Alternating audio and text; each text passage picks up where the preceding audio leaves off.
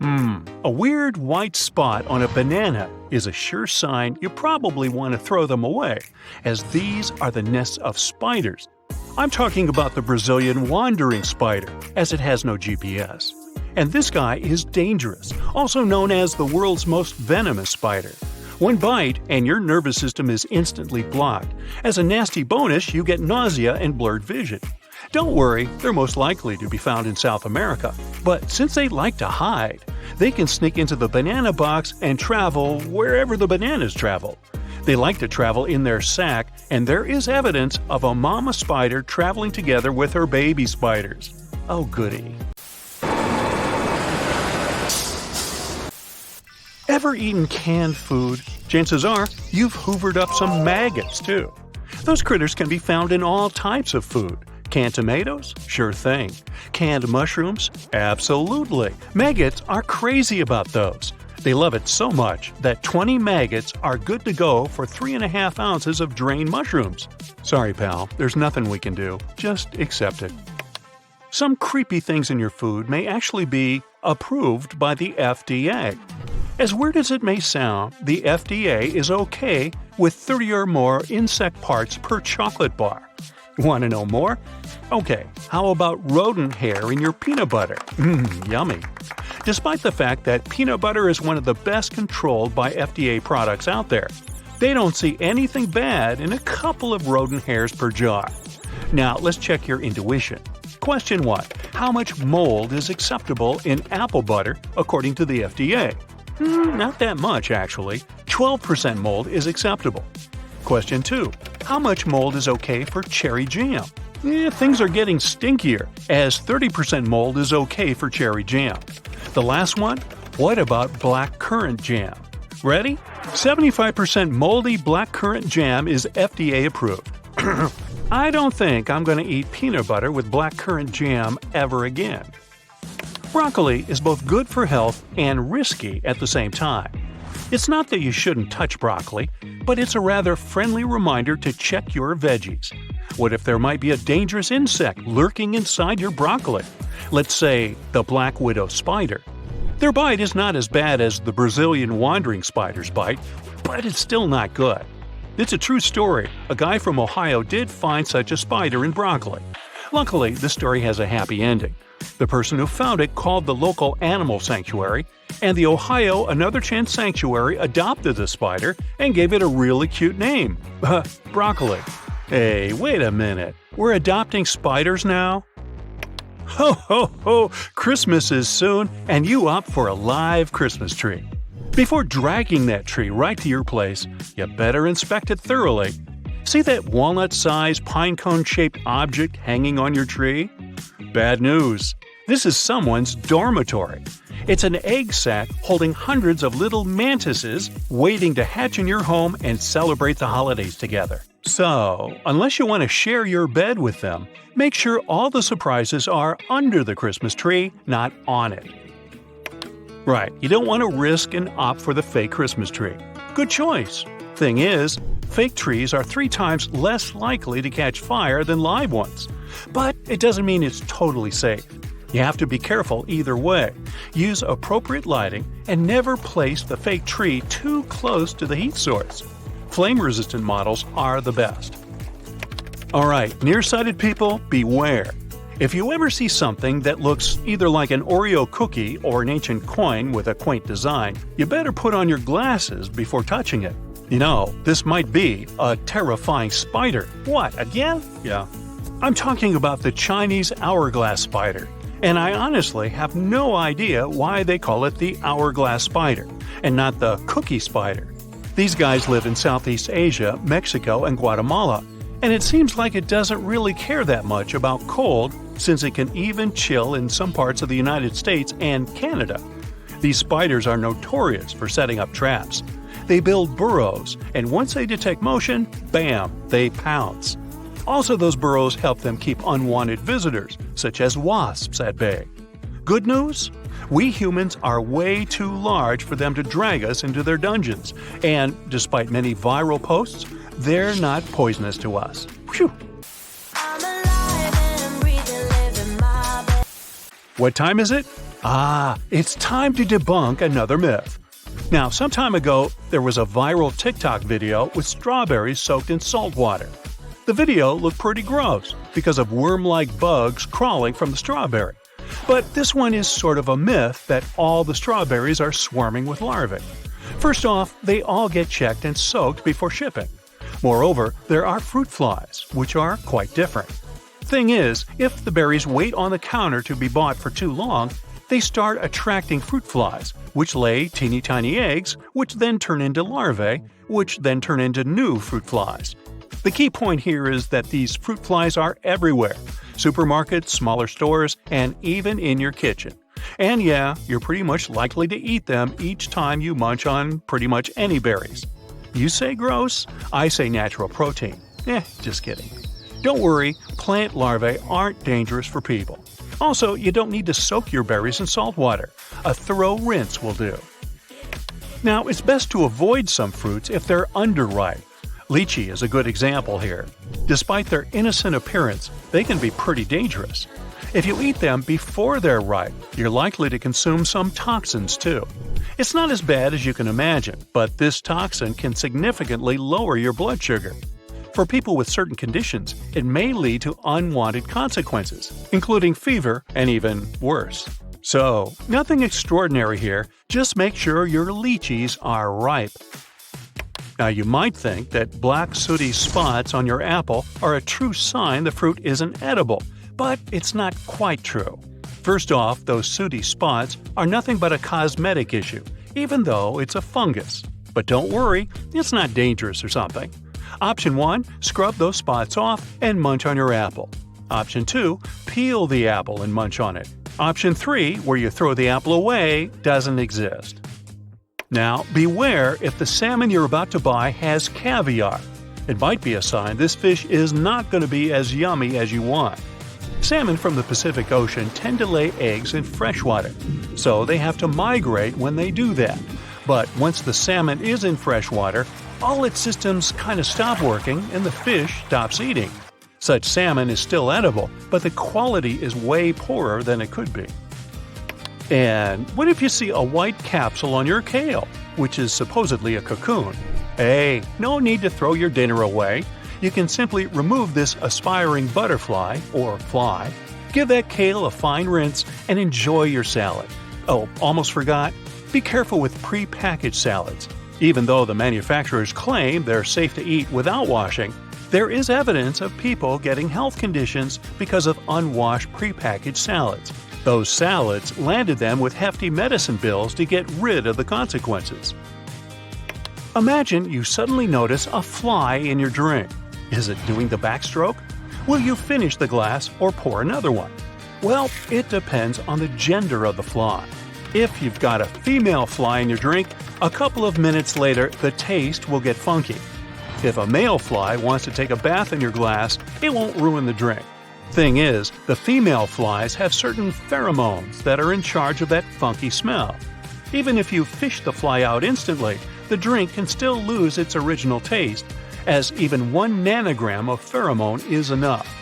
But since you probably won't be able to tell the fly's gender, you probably want to pour a new glass. Yeah, a fly in your stomach won't do anything bad to you, but it's sort of gross. Christmas, the season of lights, also has a dark side. Legend has it that Christmas Eve is a time for spirits to stroll the earth.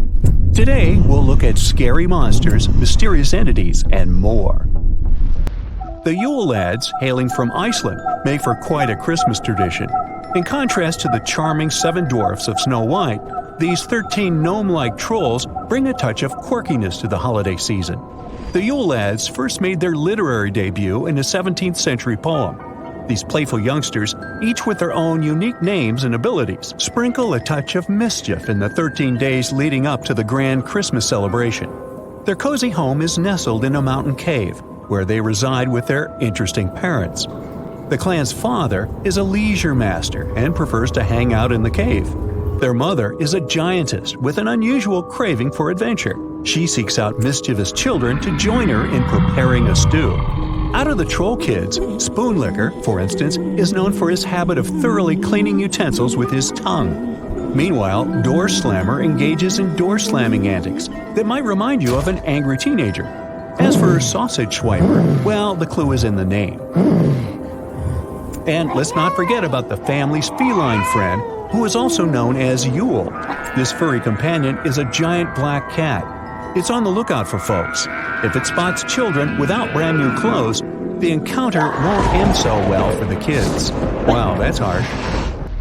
The Nisi is a kind of creature that would send shivers down your spine. It's a diminutive bearded figure donning a sinister red cone-shaped hat. These malevolent beings enjoy lingering around farms. Their presence is unsettling as they claim to offer assistance with daily chores. But beware, for their demands are far from ordinary. In exchange for their eerie aid, they want a dread-inducing offering. Should you dare to deny this sinister request, they will unleash a reign of pure evil upon your existence. There's a nightmarish saga known as When the Nisi Got No Butter on His Christmas Porridge. Yeah, that's a real title. This tale revolves around a young girl who dares to tamper with Nisi's feast. She places the butter beneath the porridge, invoking his wrath. The horrifying consequences? He takes care of the farm's prized cow using his powers. Takes care, In Scandinavian folklore, many people know this creature as Tomten, too. Mary Lloyd is here to make you run for your life. It's New Year's Eve, and you're a young whelp. Suddenly, you hear some mysterious knocking at your door. As you swing it open, you're met with a spine-tingling sight. It's a tall, creepy figure wearing a long, flowing cloak with a horse's skull on its head. It's accompanied by a group of people who are chanting something in an eerie way. To make it even more unsettling, the horse skull has fake eyeballs in its eye holes, and its mouth is slightly open. This whole scene scares you so much that you can't even move. Not the vision of sugar plums you'd rather have. And then we have the Karakonkolos, hailing from the lands of Turkey and Bulgaria. Now picture a more sinister version of the elusive Bigfoot. The Karakonkolos lurks on street corners, posing riddles to passers-by. Answer correctly, and you may escape unharmed. But should you fail, you risk being plunged into a frigid slumber, even colder than the wintry night. In other corners of the world, the Karakonkolos revel in trickery, often masquerading as a familiar voice, tricking unsuspecting victims into venturing out into the snow. This eerie boogeyman is said to have originated from the Greek Kalakanzaros, its sinister influence echoing across the land. So, the Kalakanzari in Greece are a breed of goblins. For most of the year, they dwell underground, secretly plotting to bring about the apocalypse. However, when Advent arrives, they emerge into the human domain with sinister intent, sowing mischief and malevolence. These creatures are often described as dark, furry entities adorned with tusks and horns. They're male and curiously well endowed in their grotesque forms. Meet Frau Perkta, a character who comes from Germany and Austria. Now, she may go by different names, like Italian La Befana or Russian Babushka, but her modus operandi remains consistent. During the 12 delightful days of Christmas, she shifts between being a sweet, beautiful alpine goddess and a mischievous, some say mischievous, wrinkled hag, depending on your contact with her. She's quite the mood ring. If you've pleased her, you might just see a youthful presence. But if you get on her bad side, she's been known to perform a bit of DIY surgery. Frau Perkta is a remnant from Alpine paganism in the early Middle Ages. It's strongly associated with Berchtentag, also known as the Fest of the Epiphany, which happens on the 12th night after Christmas, on January 6th. As for her name, Perkta means bright one, a fitting moniker. Her look is complete with a knife concealed under her skirt. Careful sitting down. The next one is Krampus. His name is rooted in the German term Krampen, which means claw. It's a creature hailing from the eastern Alpine corners of Europe. Legend has it that Krampus takes it upon himself to playfully remind naughty children of the importance of good behavior on the evening of December 5. His methods are imaginative and way above having a chat with little humans. Meanwhile, his kind-hearted partner in holiday cheer, St. Nicholas, rewards well-behaved youngsters the next day during the joyful Feast of St. Nicholas. These traditions trace their roots as far back as the 6th century. Today, many European towns enthusiastically host Krampenslauf, or Krampus runs. People dress up as him at festivals. And for those with a penchant for sending unique holiday greetings, there's the holiday cards option. In an Alsatian legend, there's a story of Hans Trapp.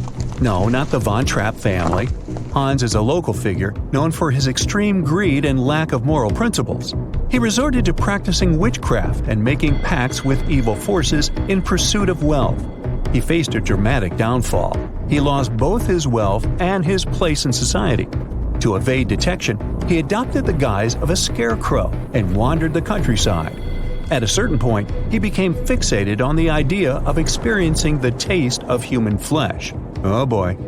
God recognized that matters had spiraled out of control and struck Hans Trapp with a bolt of lightning. He met his end, yet there are accounts of his spectral return on Christmas. Belsnickel is a character of German folklore. It's traditionally known for its unique role in guiding children toward better behavior, offering an intriguing contrast to the jolly figure of St. Nicholas. The term Belsnickel can be traced back to the fusion of bells, an older German term signifying fur, and nickel as a nod to St. Nicholas. Belsnickel is known for his visits to children, during which he engages them in friendly conversations and playful inquiries. Based on their responses, he may opt to reward them with a gift or employ a form of discipline, often involving a wooden rod. Belsnickel's origins can be traced back to the Middle Ages. The final touch is Grilla. She is a giantess who is able to sense children misbehaving all year round. She keeps a record of those children and sees them as snacks during Christmas time. Wait a minute, didn't we mention her before? If you ask this question, you're an attentive, devoted brightsider. We have indeed mentioned her, the mother of the Yule lads. Remember that crowded family with the black cat? Now, Pierre Fouettard was a butcher. He was known for his involvement in the cases of abduction and robbery, leading to tragic fates for children. St. Nicholas uncovered his gruesome acts and miraculously revived the children. In retribution, Pierre Fouettard was sentenced to a lifetime of servitude, accompanying St. Nicholas and managing wayward youngsters. Well, thanks anyways, but I think I'll just stick with Santa Claus. Oh, and the reindeer. This Christmas, Jake decided to play a game with his sons. He would only give them their Christmas presents if they could win at his game. He would ask them a series of questions, and they would get as many gifts as they answered the riddles correctly. Jake asked his first son, Gabriel, "What do snowmen call their offspring?" Do you have any idea how to answer this riddle?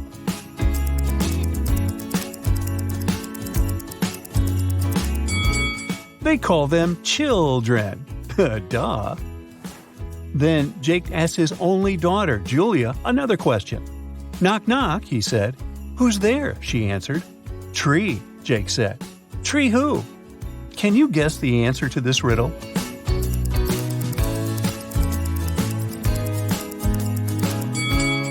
It's the Three Wise Men. This one was definitely hard. His kids were doing so good that he decided to switch it up a little. He asked his son Aaron, "What do you call a disrespectful reindeer?" What's the answer here, huh?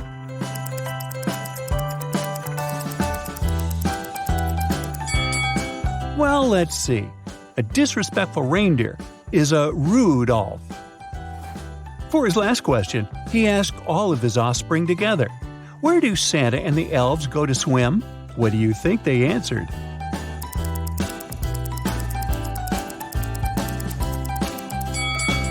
The North Pole, of course. On one of his trips, Santa brought with him some delicious walnut cookies. He kept them in a jar, waiting for the perfect moment to eat them. But one day, he got home from a day of work and found that his cookies were gone. He decided to interview his elves to find out who might have eaten his cookies. The first elf told Santa that he was making peppermint swirls with Mrs. Claus all morning.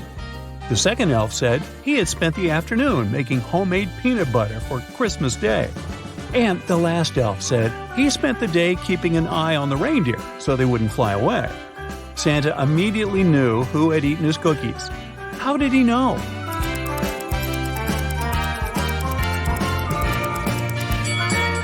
Take a look at the second elf's tongue. It's completely swollen. Elves are allergic to all types of peanuts, swollen from eating the cookies. Plus, his alibi is fake. If he had spent the day making peanut butter, he would have gone to the elf hospital for sure. At Somerville Middle School, the teachers decided to play a prank on their students to make the holiday season more cheerful. The principal announced on the speaker that there was a robber on the loose. The robber was dressing up as Santa and robbing laptops inside the school property. Students were told to beware. At the end of the school day, 5 students had photographed different people dressed up as Santa around the school. Take a look at the photographs.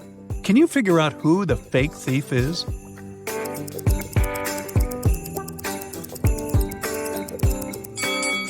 The thief is the second Santa on the left. Take a look at his shoes. They're much bigger than the other shoes. He must be hiding something inside of it. In 3 different parts of the world, 3 Santa Clauses are getting ready for their big night. They're about to leave the comfort of their homes to go and distribute gifts all around the world. Take a good look at the image below. Which Santa isn't ready to leave?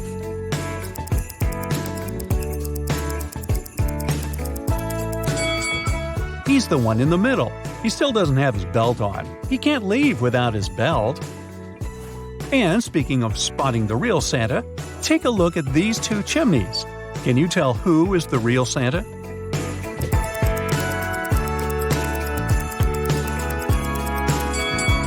Take a look. The guy on the left has huge legs, and there's some green fur poking out of his pants. It must be the Grinch. The real Santa is the guy on the right, that's for sure. Daniela is a new detective in town, and there's an urgent case for her to solve. At night, someone robbed a mall and stole all the presents prepared for the winter show. In the morning, the videos from the security cameras were analyzed, and the police found 3 main suspects. All of them were interrogated. Bernard said, "I have nothing to do with it. I came from work yesterday and was watching football until I fell asleep." Samuel said, "Today, in the evening, I was so tired, so I just went to sleep and you woke me up." And Jason said, "I was studying all night for my exam in the afternoon." Who should Daniela arrest?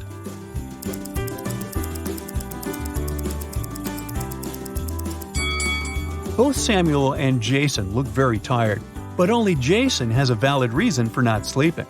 But Samuel called the previous day today by mistake, which means he probably didn't sleep at night and there was no difference for him between the 2 days. It was definitely him. Santa arrived in LA to give out gifts for children in the region. He parked his sleigh on top of a family's home and traveled down their chimney. He left their gifts under the tree and decided to check if the family left some cookies for him to snack on. He found the dinner table set with delicious meals: candy canes, hot chocolate, gingerbread, and a turkey. Can you tell which food doesn't belong at a Christmas table?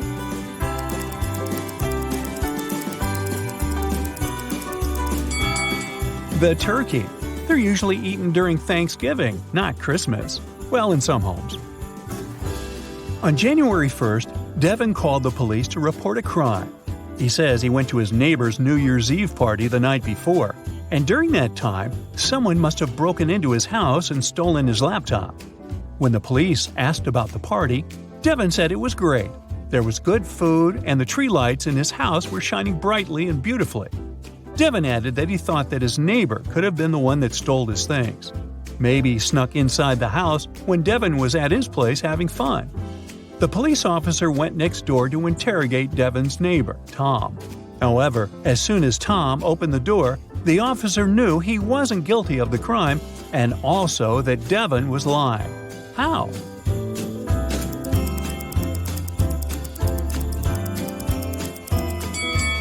Look at Tom's Christmas tree. There are no lights, meaning it was probably not even working on the night before.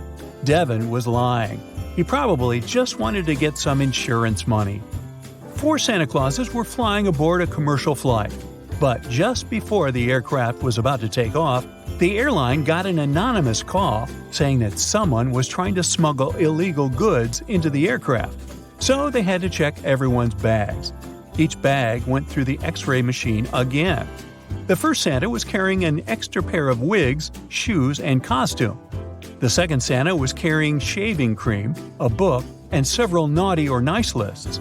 The third Santa had a stash of money, a laptop, and another wig. And the fourth Santa was carrying a few gifts and some gingerbread. Can you guess which Santa is a criminal?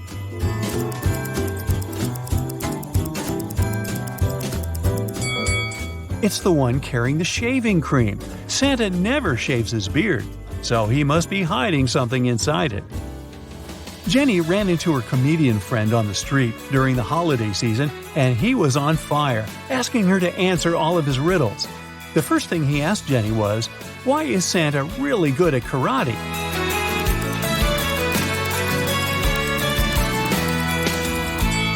Because he has a black belt. Way to go, Jenny. Then he asked her, if December 31st is the end of the year, then what is the end of Christmas?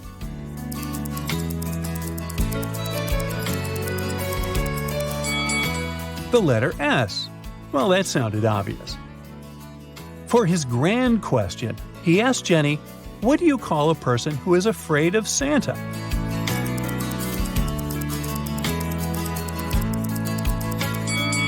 The answer? Claustrophobic. Christmas is just around the corner, but you received a letter saying you didn't make it to Santa's nice list. You were naughty all year long and are not getting any presents unless you prove you are filled with Christmas spirit. Now, what would you say is the best way to do that? Praying, dancing in the middle of the street, or singing Christmas carols?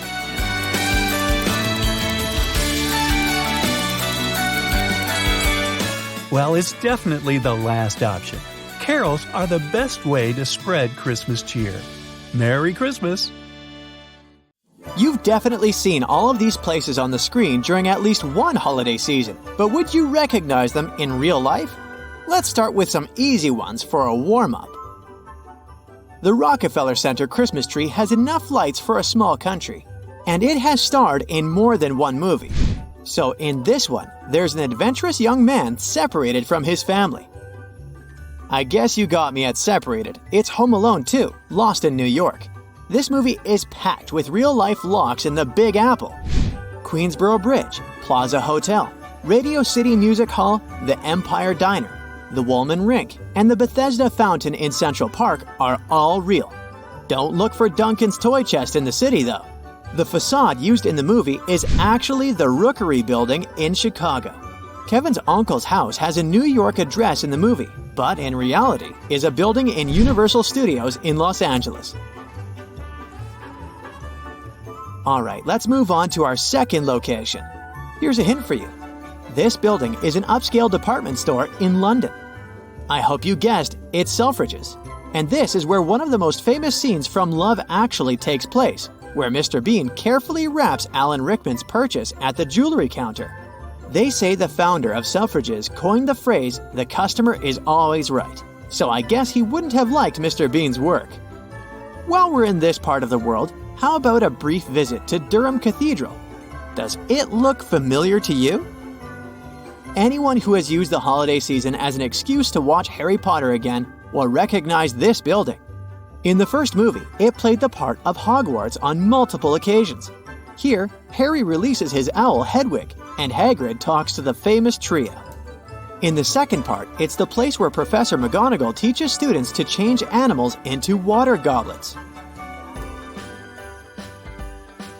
How about this location? I know it's impossible to trick you. It's Harry Potter again. Alnwick Castle in Northumberland in northern England is the place where Harry and others learn to fly broomsticks for the first time. You can visit this place as it often has events and has some cool exhibits related to the saga. This house looks too good to be real, but it is. Do you remember seeing it in any holiday classic? It's Ralphie's house from A Christmas Story. You can visit it any time of the year in Cleveland, Ohio, and even stay overnight. There's also a museum across the street with costumes and memorabilia from the movie and rare behind-the-scenes photos. Moving on, does this location ring a bell? If you've seen it once, you'll never forget it. It's a Wonderful Life is one of the holiday classics. It was set in a fictional town in upstate New York and filmed in a movie studio in sunny Los Angeles. But a town called Seneca Falls claims to be the real-life prototype of Bedford Falls. It has a similar location, houses, downtown, and of course, the iconic bridge where it all begins. The director had a family in the area, so they say he stopped here for a haircut while working on the movie. If you're craving some holiday magic, you can visit It's a Wonderful Life Museum in the former movie theater.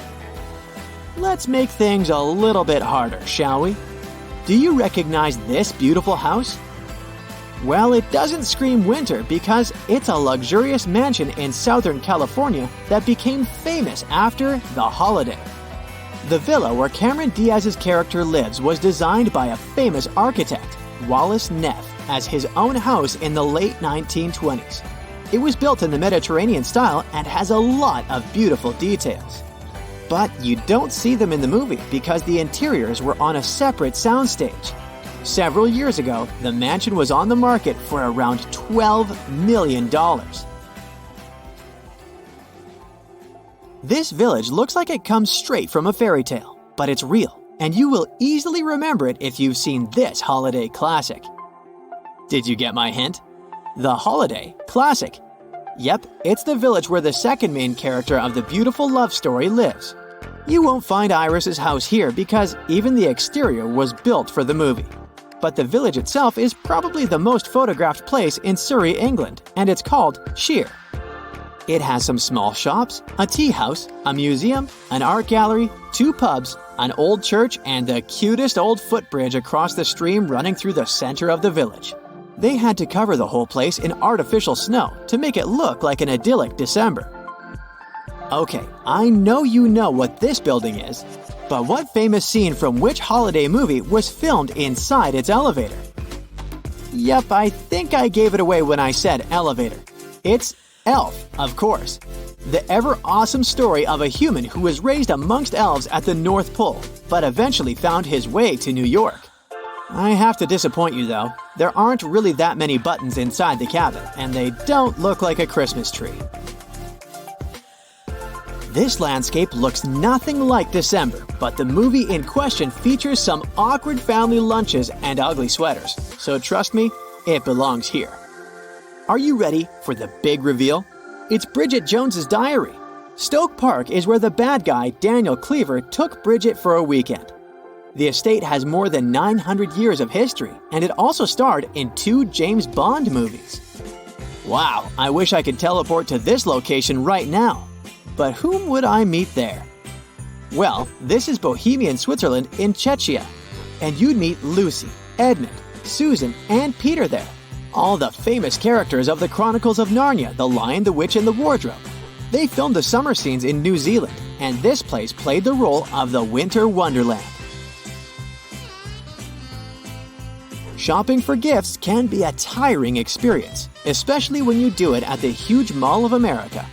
Can you remember the characters in which movie chose this place for their last-minute holiday shopping? Jingle All the Way shows us the commercial side of the holiday season. Arnold Schwarzenegger and Sinbad are 2 fathers who have one mission: to get a Turbo Man action figure for their offspring. The largest mall in the Western Hemisphere seems like the best place for that purchase. And while we're on the topic of malls, can something be more about holiday shopping than the giant Macy's flagship in New York? The characters of this movie know it well. I'm sure you had no problem guessing it was the good old classic Miracle on 34th Street. You can still ride the original wooden escalators and meet Santa on the 8th floor. They say Macy's didn't want anything to do with the remake of the movie, so the C.F. Kohl's department store from the newer version is the facade of the State of Illinois building in Chicago. Now let's see how well you know the more recent Christmas movies. This beautiful garden appears in one heartbreaking festive season story. Can you name it? The Phoenix Garden is a community garden in Covent Garden, London, and this is where Kate from Last Christmas realizes the scary truth about the guy she's in love with. Wow, that is one festive place. Do you remember it from any movie? It's the Princess Switch. where the Duchess of Montanaro switches places with an ordinary woman from Chicago. Montanaro is not a real place, but its royal palace is. It's Hopetoun House near Edinburgh, and it's been home to the Hope family since the late 17th century. It should reopen for visitors in the spring of 2024 after a reconstruction in case you want to stop by. How many locations did you get right? Let me know in the comments below. Christmas time is here. You finally found a nice tree, brought it into your home, and now you're ready to decorate. But first off, you should unclog your toilet because something smells really bad in your place. Oh, wait, could that be your new tree? Possibly. And there can be a couple of reasons for that. First, when you bring the tree home, it's cut down but still alive. That means it will try to seal the cut in its trunk with resin to heal itself. So if you just put it in the water, the tree won't absorb any. You'll end up with stagnant water in the bucket, and it won't take too long before it starts to stink. So, when you first bring your new Christmas tree in, take a sharp knife and refresh the cut so the tree can start drinking the water. Or, you might have brought it too early.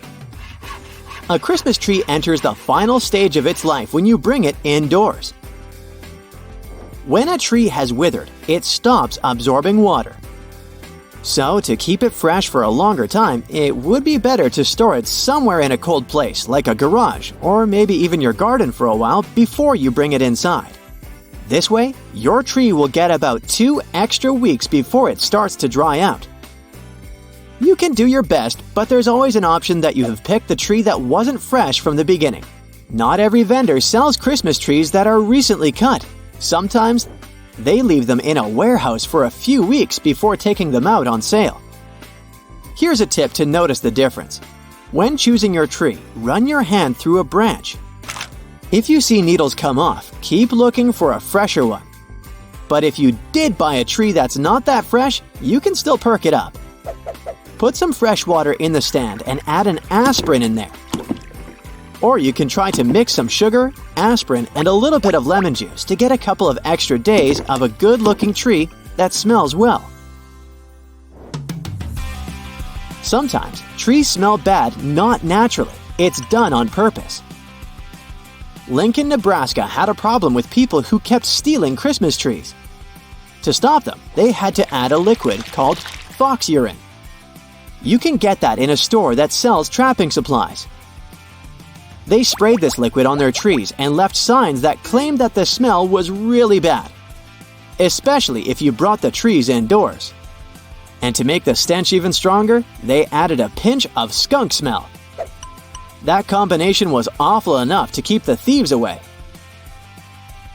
On the campus of the University of Minnesota, people would either take whole Christmas trees or they would cut off the tops of those big evergreen ones. To stop this, the team in charge of taking care of the land of the university started spraying the trees with a strong, bad-smelling liquid that skunks use as a defense mechanism. And it worked. Ever since 2012, no trees have disappeared from the campus. In Port Republic in New Jersey, people also had to use a stinky mixture to protect their Christmas trees from being stolen. This time, if you brought the tree inside a warm house, you'd sense something similar to the smell of rotten eggs. One homeowner from Lancaster County, Nebraska, didn't feel like applying the smell. So he just left a few warning signs that his tree was sprayed with something disgusting.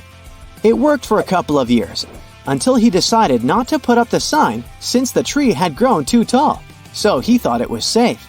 But that was the year when thieves took it. Minnesota also had a problem with people stealing Christmas trees. Their Department of Natural Resources watched a property in a forested area for 2 nights because they had wanted to catch a young couple who kept stealing spruce trees from the land that was in the ownership of the state. That couple was kinda like a modern version of Bonnie and Clyde. They had illegally cut down almost 2,000 trees. They wanted to sell them, but eventually they ended up arrested. Of course, Christmas is not only about smelly or non-smelly trees. different countries have their own ways of celebrating this holiday. For example, in Austria, there's a character called Krampus, who scares kids who haven't been good and leaves them sticks. In Catalonia, a region in northeastern Spain, they have a nativity scene with their own funny figurines. They also have a pretty unique tradition called Dia de Nadal. It's a log with a red hat and a face drawn on it. They treat it as a Christmas character.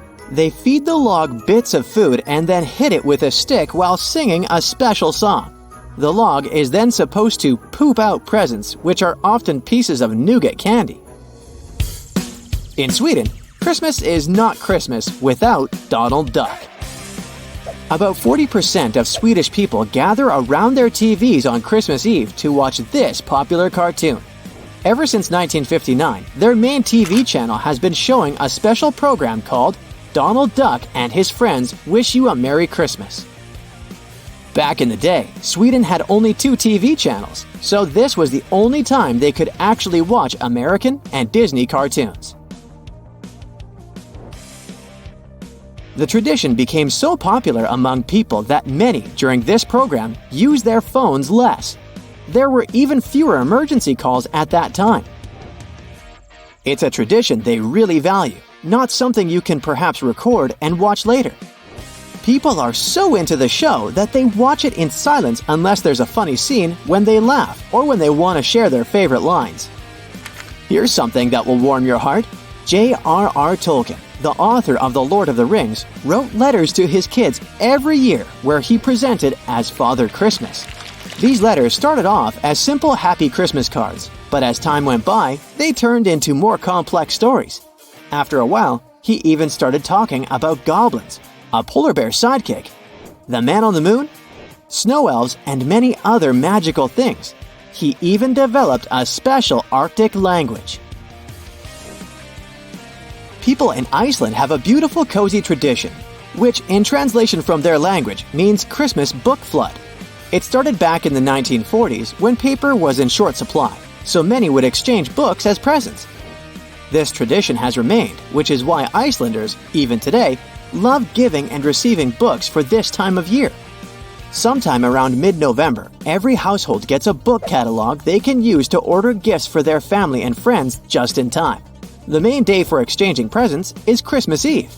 They open gifts and later enjoy hot chocolate and reading their new books. Not all countries have a custom of opening Christmas gifts together on the same day. Some are shocked to hear that in certain countries, families open their presents on December 24th. Hollywood movies often show families who put out Christmas and milk for Santa, who comes to visit on Christmas Eve. And the following day, they wake up and start ripping the paper off their presents. Sometimes, in the movies, you can see people who exchange a single gift on Christmas Eve. The presents are usually festive pajamas, which they wear and sleep in on December 24th. This way, they kinda prepare for all the joys, excitement, and opening presents the next day. Japan has its own unique tradition. Instead of preparing a homemade meal for Christmas Day, they eat fried chicken from KFC.